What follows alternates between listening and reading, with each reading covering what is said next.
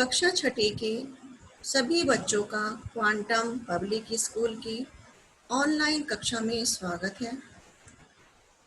आज मैं आपको आपकी पाठ्य पुस्तक सुमंगला का पाठ 1 का रिवीजन कराने जा रही हूँ, जिसका नाम है विश्व राज्य,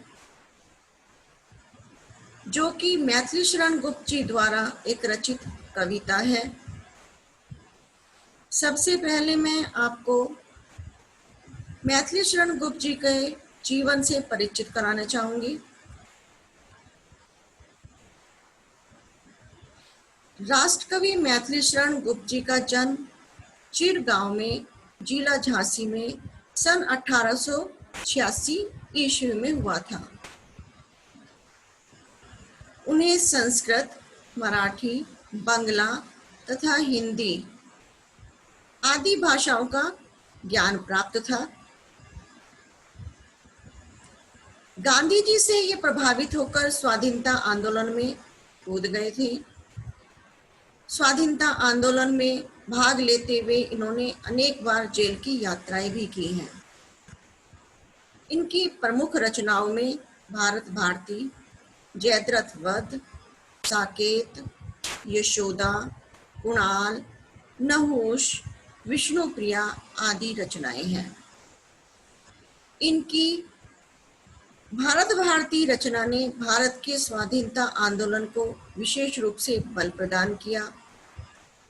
इनकी रचनाओं में भारतीय संस्कृति, राष्ट्र प्रेम तथा मानवतावादी विचारों की प्रमुखता के कारण ही इन्हें राष्ट्रकवि का सम्मान दिया गया।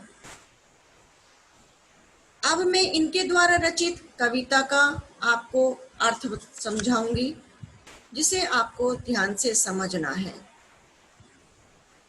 कहो तुम्हारी जन्मभूमि का कितना है विस्तार, भिन्न भिन्न यदि देश हमारे तो किसका संसार।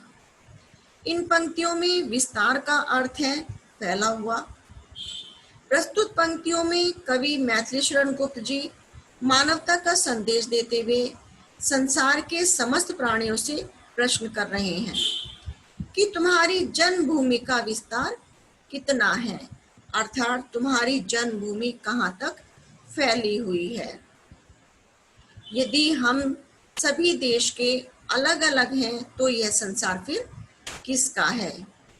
धरती को हम काटे छाटे तो अंबर को भी बाटे, एक अनल है एक सलिल है एक अनिल संचार।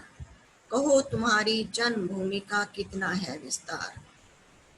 इन पंक्तियों में अंबर का अर्थ है आकाश, अनल का अर्थ है आग, सलिल का अर्थ है पानी और अनिल का अर्थ है हवा। कवि के अनुसार जन्मभूमि का विस्तार तो संपूर्ण धरती पर है और यह दूर दूर तक पूरे संसार में फैला हुआ है। कवि का मानना है कि यदि हम भिन्न भिन्न देशों की धरती का विभाजन करते हैं तो हमें आकाश, हवा और पानी और आग का भी विभाजन करना होगा, अर्थात इन सभी को भी बांटना होगा, जो कि असंभव है। हे मनुष्य, तो फिर बताओ कि तुम्हारी जन्मभूमि कहाँ तक फैली हुई है। एक भूमि है, एक व्योम है, एक सूर्य है, एक सोम है, एक प्रकृति है, एक पुरुष है, अगणित रूपाकार। कहो तुम्हारी जन्मभूमि का कितना है विस्तार। भूमि का अर्थ है पृथ्वी, व्योम का अर्थ है आकाश, सूर्य का अर्थ है सूरज, सोम का अर्थ है चंद्रमा। इस संसार में आकाश, सूर्य, चंद्रमा और पृथ्वी एक ही हैं और इस पृथ्वी पर एक ही प्रकृति है और पुरुष भी एक ही है, परंतु उसके रूप भिन्न भिन्न हैं, अलग अलग हैं। तो फिर हे मानव कि तुम्हारी जन्मभूमि कहाँ तक फैली हुई है, अर्थात जन्मभूमि का विस्तार कहाँ तक है।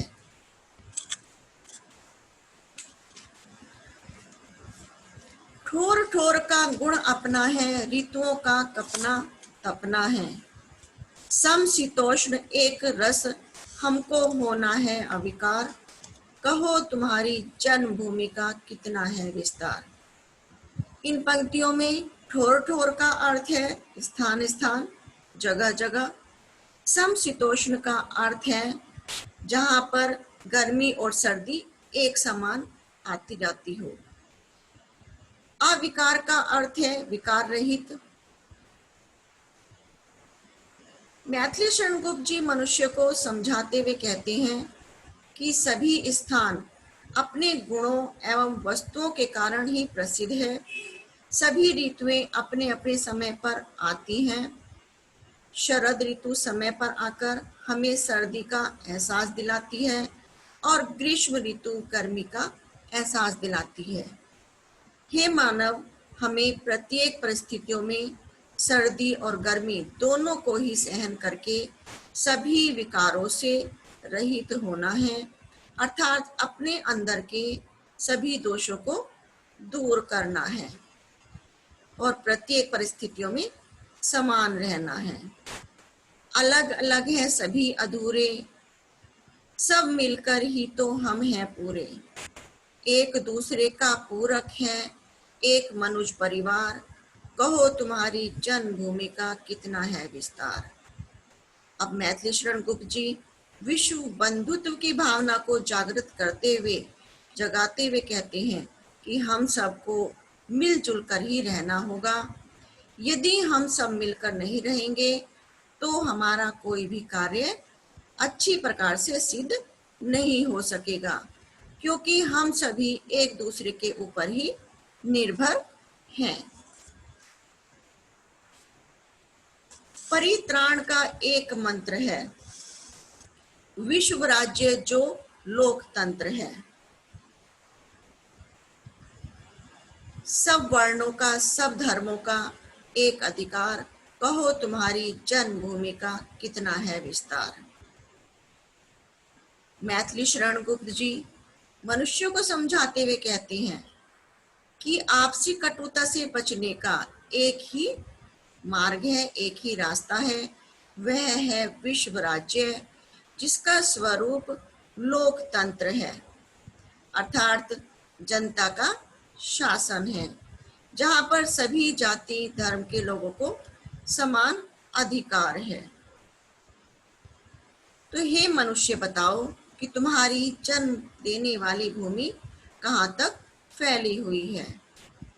एक देह है एक विविध अंग हम, दुख सुख में सब एक संग हम, लगे एक छत पर सबका स्नेह, लेप सो बार, कहो तुम्हारी जन्मभूमि का कितना है विस्तार। गुप्त जी कहते हैं कि इस लोकतांत्रिक देश में हम सभी प्रकार इस प्रकार से रहें जैसे एक ही शरीर के सभी अंग हों। दुख हो या सुख हो, सभी आपस में मिलकर साथ में रहें। दुख आने पर घावों पर अनेक लोग प्रेम रूपी लेप लगाने के लिए एकत्रित हो जाएं। ऐसे लोकतांत्रिक देश में पैदा होने पर हे मनुष्य, बताओ कि तुम्हारी जन्मभूमि कहाँ तक फैली हुई है। अब मैंने आपको इन पंक्तियों का अर्थ समझा दिया है। आपको अब इस पाठ में आए हुए शब्दार्थ और पाठ्य पुस्तक की अभ्यास कार्य को याद करना है, जिनका मैं अब आपसे रिवीजन टेस्ट लूंगी। धन्यवाद।